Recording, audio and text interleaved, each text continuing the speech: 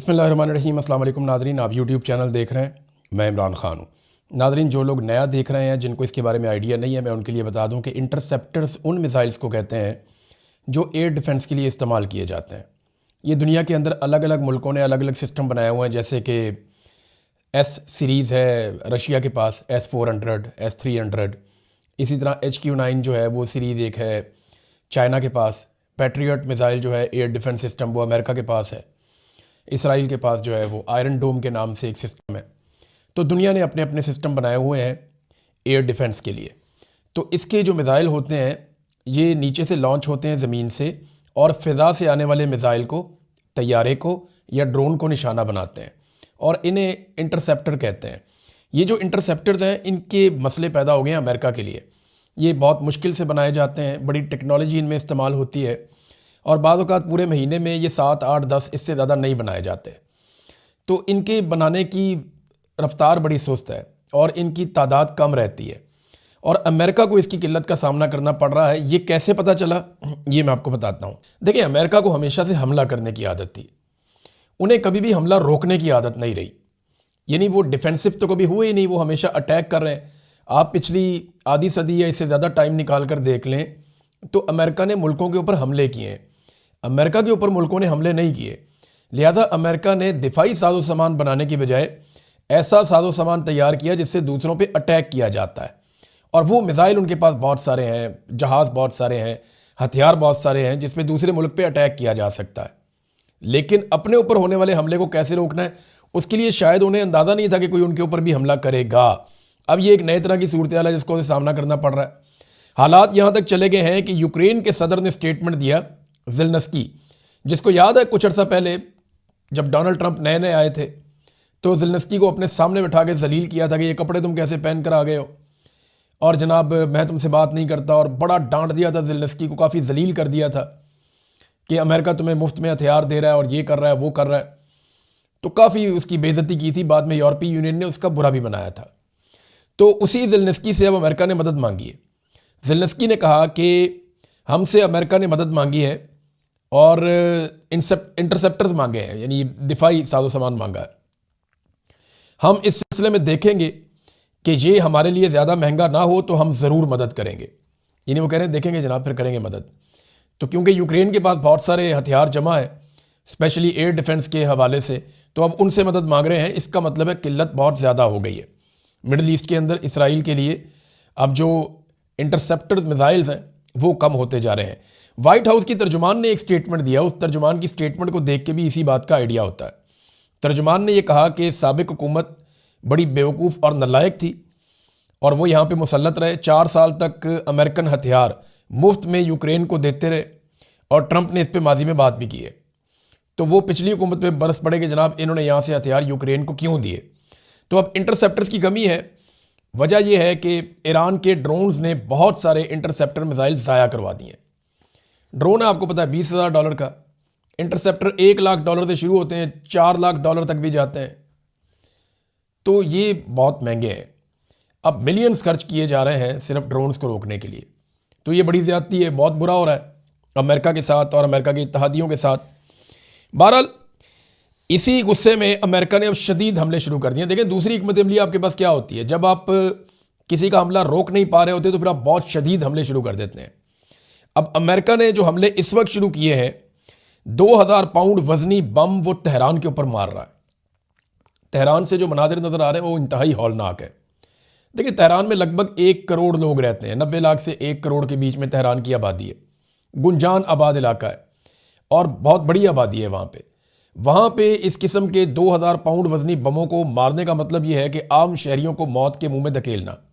अब तक की इतला के मुताबिक 1045 अफराद ईरान के अंदर शहीद हुए हैं, जो आलमी मीडिया पे रिपोर्ट हो रहा है। ये बहुत बड़ी तादाद में शहादतें हैं इतने कम वक्त के अंदर। तो ईरान में बहुत तबाही फैली है, बहुत तेज़ी से बम्बारमेंट की जा रही है ईरान के मुख्तलिफ इलाकों में अमेरिका की जानिब से। अमेरिका और इसराइल चारों तरफ से ईरान को घेर के उसके साथ लड़ रहे हैं और इस वक्त बड़ी खौफनाक तबाही फैला रहे हैं जिसमें सिविलियंस का नुकसान हो रहा है। अक़वाम मुत्तहिदा कुछ नहीं कर रहा, दुनिया के ममालिक कुछ नहीं कर रहे, यूरोपीय यूनियन कुछ नहीं कर रहा, और अमेरिका और इसराइल लगातार खौफनाक हमले कर रहे हैं ईरान के अंदर।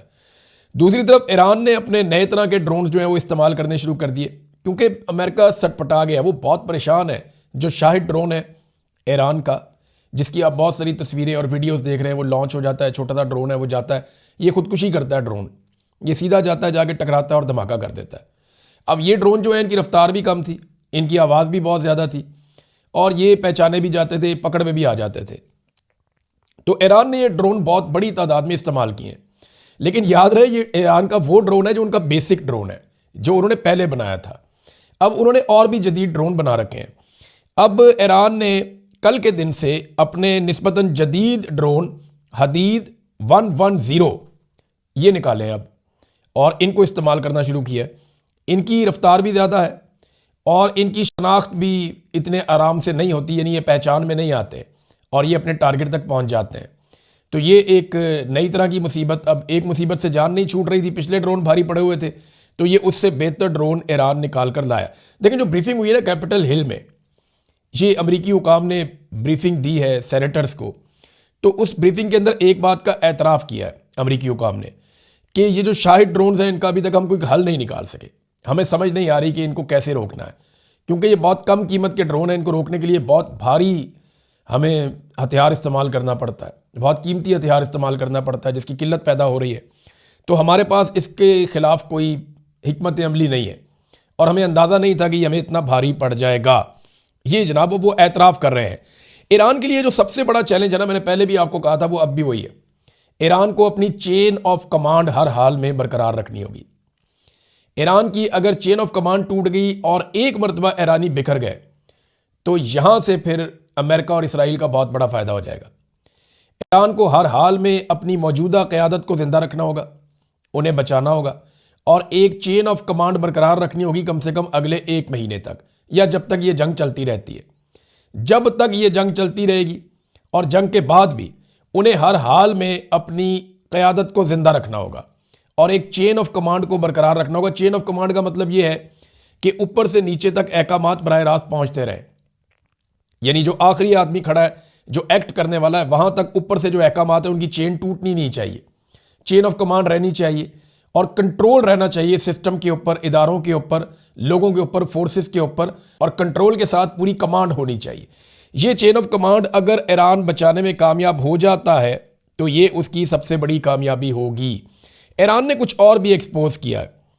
इन्होंने बताया जी कि फॉल्स फ्लैग ऑपरेशन टाइप की चीज़ें की जा रही हैं ताकि बाकी मुल्कों को इसराइल और अमेरिका के साथ मिलकर ईरान पर हमला करने के लिए उकसाया जा सके। इस हवाले से कुछ चीज़ें सामने आई हैं, मैं आपके साथ शेयर करता हूँ। नंबर 1 तो ये पता चला कि एक तो ईरान ने अपने पड़ोसियों को एक पैगाम दिया, पहले मैं आपको पढ़ के सुनाता हूँ, ये अहम है, ये बड़ा ज़रूरी है। मैंने आपको पिछले वीलॉग में कहा ना कि ईरान के लिए बहुत ज़रूरी है कि वो अरब ममालिक को अपने कंट्रोल में रखे या उनके साथ राब्ते में रहे। ईरान के सदर ने अपने पड़ोसी मुल्कों के सरबराहों के नाम एक पैगाम जारी किया है। अपने बयान में ईरानी सदर ने कहा कि हम सफारतकारी के ज़रिए जंग से गुरेज करने की हमने पूरी कोशिश की है, हमने कोशिश की कि मुज़ाकरात हो जाए, सफारतकारी हो जाए, लेकिन सहूनी अमरीकी फ़ौज की जारहियत ने हमारे पास अपने दिफा के सिवा कोई दूसरा रास्ता छोड़ा ही नहीं। यानी हम पे इन्होंने जब अटैक कर दिया, हमें मारना शुरू कर दिया, तो हमारे पास अपना दिफा करने के अलावा दूसरा कोई रास्ता नहीं था। इन्होंने पड़ोसी मुल्कों के सरबराहों को मुखातिब करते हुए कहा कि हम आपकी खुद मुख्तारी का एहतराम करते हैं और हम ये समझते हैं कि खित्ते में अमन व इस्तेहकाम यहाँ की रियासतों की मजमूई कोशिशों से ही हासिल किया जा सकता है। ये बड़ी अक्लमंदी की है। तमाम अरब ममालिक को पैगाम दिया कि हम आपकी खुद मुख्तारी का एहतराम करते हैं, लेकिन हमारे पास कोई रास्ता नहीं था अमेरिका को और इसराइल को जवाब देने के अलावा, क्योंकि उन्होंने हमें दीवार के साथ लगाया। हम तो मुज़ाकरात करना चाह रहे थे, हम तो चाह रहे थे कि सफारतकारी के ज़रिए से मसला हल हो जाए, लेकिन इन्होंने ऐसा होने नहीं दिया। अब नाज़रीन, जहाँ पे इसकी कुछ तफसील है मैं आपके साथ शेयर करता हूँ। ये मिडल ईस्ट आई ने इसको लिखा है कि Iranian official says Israel carried out some of the drone strikes on Gulf energy sites. वो ये कह रहे हैं कि गल्फ की कोई एनर्जी साइट्स हैं जहाँ पे ईरानी सोर्सेज ये कहते हैं कि जो हमले किए गए हैं वो इसराइल की जानिब से किए गए। अब अरब ममालिक के एनर्जी साइट्स के ऊपर इसराइल हमला कर रहा है, तो इसका मतलब क्या है? Sources say that some of the attacks, namely on oil refineries, ports and civilian targets were carried out by Israel to provoke Gulf state into entering war. वो कहते हैं जी वो जंग के अंदर घसीट के लाना चाहता है, वो उकसा रहा है इन ममालिक को कि आ जाओ जंग के अंदर। अभी यहाँ पे इसमें ना कुछ और इन्फॉर्मेशन भी आई है हमारे पास। वो इन्फॉर्मेशन ये बताती है कि साइप्रस में जो बरतानवी बेस के ऊपर अटैक हुआ था वहाँ पे भी ईरान की तरफ से मिसाइल नहीं आया था, यानी वो जो हमला हुआ था वो ईरान की जानिब से नहीं आया था, ये भी कन्फर्मेशन हुई है। फिर तुर्की में गिरने वाला जो मिसाइल है उसका मलबा जब चेक किया गया है तो ये SM-3 इंटरसेप्टर मिसाइल है, यानी ये भी ईरान का नहीं है। इंटरसेप्टर तो ईरान के पास है ही नहीं, ये तो अमेरिका या इसराइल इस्तेमाल करता है। तो ये वहाँ पे आया। तो तुर्की के अंदर भी जो मलबा गिरा, तो अब कोशिश ये कर रहा है इसराइल के किसी तरह से उकसा के, और इससे पहले कुछ बंदे पकड़े गए कतर में और सऊदी अरब में जो मुसाद के लिए काम कर रहे थे, उन्हें गिरफ्तार कर लिया गया और वो बम लगाने के मंसूबे बना रहे थे इन दोनों मुल्कों में, और वो पकड़े गए। वजह ये उसमें समझ आ रही है कि यहाँ बम लगाया जाए, इन मुल्कों को उकसाया जाए और सारे अरब ममालिक मिलकर ईरान के ऊपर अटैक कर दें, तो इसराइल के लिए, अमेरिका के लिए सूरत हाल और बेहतर हो जाएगी। अब ये नाजरीन एक फॉल्स फ्लैग ऑपरेशन टाइप की सूरत हाल पैदा की जा रही है, लेकिन ईरान ने इस पर ना सिर्फ खबरदार किया है बल्कि अपने पड़ोसियों के नाम एक पैगाम भी वाज़ेह तौर पे उन्होंने जारी कर दिया है। नाज़रीन, इराक का इलाका है नजफ़, ये एक सहरा है नजफ़, यहाँ पे कमांडोज उतारे गए हेलीकॉप्टर्स के ज़रिए से। ये कुछ 6-7 हेलीकॉप्टर आते हैं और वो ये कल की बात है, और उन्होंने सहरा के अंदर कमांडोज और साजो सामान उतारा है। इसके बारे में जब उन्हें इन्फॉर्मेशन मिली तो उन्होंने अपनी जासूसों की एक टोली रवाना की, अपनी फ़ौज की, इराक ने, इराकी ऑफिशियल्स ने, कि जाके चेक करके आओ कि ये कौन लोग हैं। और उस टोली के ऊपर अटैक हो गया जिसमें 2 लोग उनके शदीद ज़ख्मी हो गए और एक फ़ौजी उनका जाँ बहक हो गया।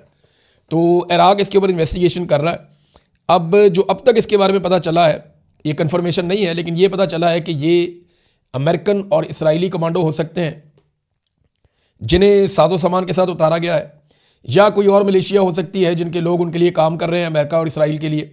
बहरहाल हेलीकॉप्टर के ज़रिए से इनको उतारा गया है और इनके पास जदीद आलात हैं, कुछ साजो सामान है जंगी, और बहुत मुमकिन है ये कि मलेशिया जो लड़ना चाह रही हैं ईरान के साथ, ये उनको हथियार फराहम करें और जो निगरानी के आलात हैं वो भी यहाँ पे इस इलाके में लगाए जाएँ ताकि ईरान के ख़िलाफ़ इस सारी सूरत हाल को इस्तेमाल किया जा सके।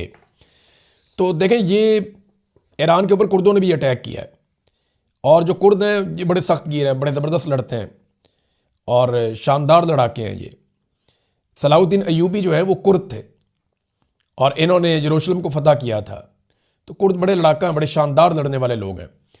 तो कुर्द जो है ना, ये तुर्की की, ईरान की, ये जो सरहदी इलाके हैं, कुछ इराक, कुछ शाम, ये इन इलाकों के अंदर ये बसते हैं।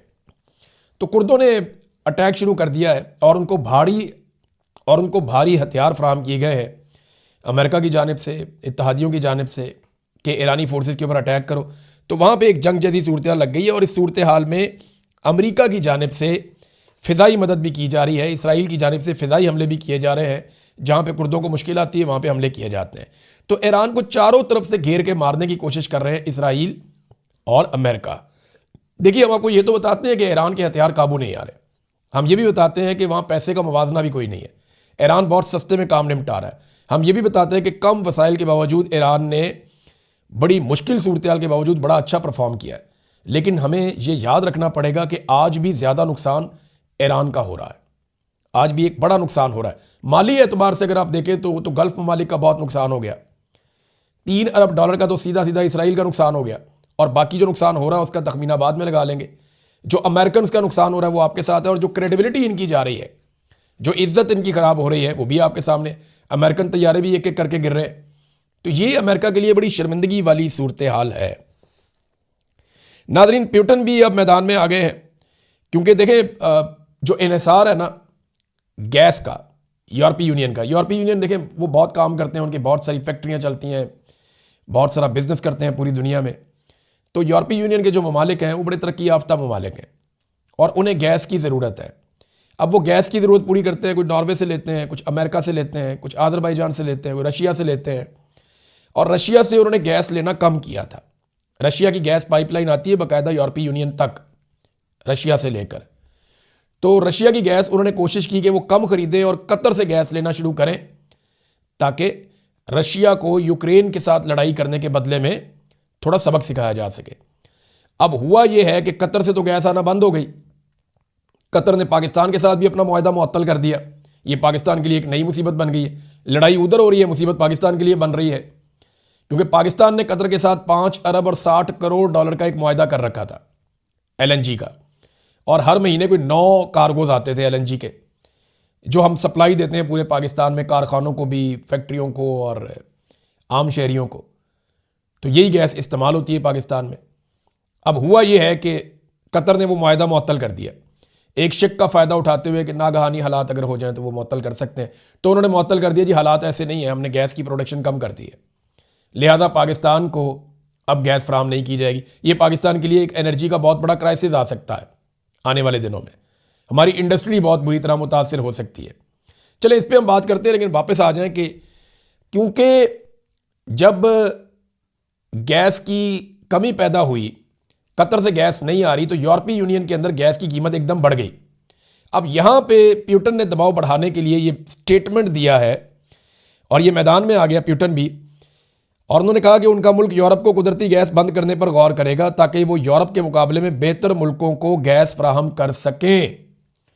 तो अब जबकि उनको ज़्यादा गैस की ज़रूरत है और रशिया ये धमकी लगा रहा है, तो इसका मतलब क्या है? इसका मतलब ये है कि जो भी यूरोपीय मुल्क ईरान के खिलाफ जंग में जाएगा, वहाँ से रशिया इनकी गैस बंद कर देगा। तो एनर्जी की ज़रूरत तो सबको रहती है। आबनाए हरमज़ के बंद होने से पूरी दुनिया के अंदर रोला बना हुआ है। एक जंगी मशक़ें कर रहा था ईरान का एक शिप, उसको अमेरिका ने डबो दिया है मुबैना तौर पे, और उसमें बहुत सारे ईरानी फ़ौजी शहीद हो गए हैं। हालांकि ये शिप जंगी मशक़ें करके वापस आ रहा था, इसका जंग के अंदर किसी किस्म का कोई किरदार, कोई रोल नहीं था। लेकिन देखें, जितने भी आलमी इखलाकी या कवानीन या दूसरी चीज़ें, उनको तो पसे पुश डाल दिया ना, वो तो फ़र्क कर दिया। और जंग में आपको पता है पहला कत्ल सच का हो जाता है। तो यही इस वक्त हो रहा है, जिसकी लाठी उसकी भैंस, और एक दूसरे को मार रहे हैं। नाज़रीन, 2 खबरें और हैं मेरे पास। एक खबर तो ये है कि अमेरिका ने पाकिस्तान से भी एमरजेंसी के अलावा अपना बाकी सारा अमला उनके ख़ानदानों समेत निकालना शुरू कर दिया, बल्कि अहकाम जारी कर दिए, निकल जाओ पाकिस्तान से भी। ऐसा क्या होने जा रहा है कि अमेरिका पाकिस्तान से भी अपना अमला निकाल रहा है? ये बात समझ में आने वाली नहीं है। पाकिस्तान में हालात तकरीबन नॉर्मलाइज हो गए हैं, और अब कोई बहुत बड़े बड़े जलसे जुलूस भी नहीं हो रहे, और पाकिस्तान की गवर्नमेंट में, फ़ौज में ये सलाहियत है कि अगर कोई जुलूस जाए अमेरिकन एम्बेसी की तरफ तो उनको रोक सकें। लेकिन फौरी तौर पे पाकिस्तान से लोगों को निकाल कर ले जाना, देखें ये मुजाहरे तो बांग्लादेश में भी हो रहे हैं, इंडिया में भी हो रहे हैं, बाकी जगह पे भी हो रहे हैं, लेकिन वहाँ से अमेरिका निकाल नहीं रहा अपने लोगों को। अमेरिका ने मिडिल ईस्ट से अपने लोगों को निकाला और पाकिस्तान से अपने लोगों को निकाल रहा है। ऐसा क्या करने जा रहा है पाकिस्तान या अमेरिका यहाँ पे, जिसकी वजह से उन्होंने पहले से ही अपने शहरियों को पाकिस्तान से निकालना शुरू कर दिया है, सिर्फ एमरजेंसी स्टाफ पाकिस्तान में छोड़ दिया है? इसका जवाब अभी हमारे पास नहीं है, लेकिन हो सकता है कि आने वाले दिनों में हमारे पास इसका जवाब हो। लेकिन एक चीज़ हुई है डोनाल्ड ट्रंप की इस हरकत से, देखिए पूरा का पूरा अमेरिका परेशान हो गया। अमेरिकन शहरी, अमेरिकन सियासतदान, अमेरिकन मीडिया, उनके एक्टिविस्ट, उनके दिफाई तजिया करो, सारे सर पकड़ के बैठे कि डोनाल्ड ट्रंप ने बगैर किसी प्लानिंग के इतनी बड़ी कार्रवाई डाल दी, अमेरिका के ऊपर अटैक कर दिया। लेकिन सेनेट ने फिर भी फ़ायदा दिया डोनाल्ड ट्रंप को। वहाँ 100 वोटों की गिनती होती है, वहाँ ये कहा गया कि कांग्रेस से मंजूरी के बगैर डोनाल्ड ट्रंप जंग ना करे, ये करारदाद लाई गई, लेकिन इसको मुस्तरद कर दिया गया।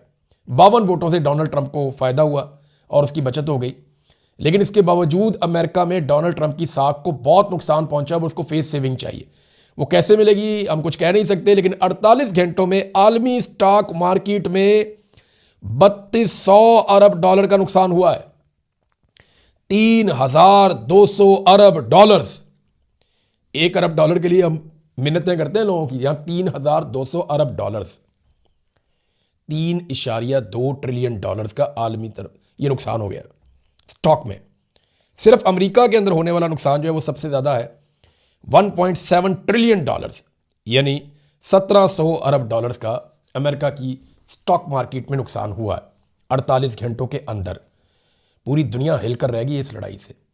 अब देखना यह है कि फेस सेविंग अमेरिका कैसे हासिल करता है, और क्या ईरान अपनी चेन ऑफ कमांड बरकरार रख सकता है। यही है सबसे बड़ा सवाल। अब तक के लिए इतना ही। अपना ख्याल रखिएगा, अपने इस चैनल का भी। अल्लाह हाफ़िज़।